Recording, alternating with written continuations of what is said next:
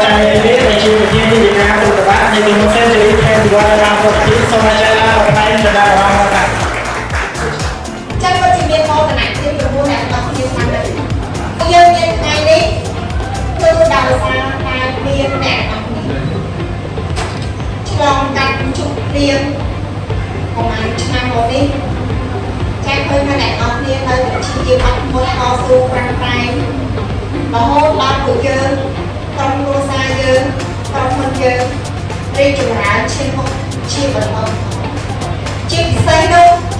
คือเยอะรวมใจเปลี่ยนเอาไปหาคอนเซนทรีทเวนตี้วันการในแต่ละเรื่องโอเคเอา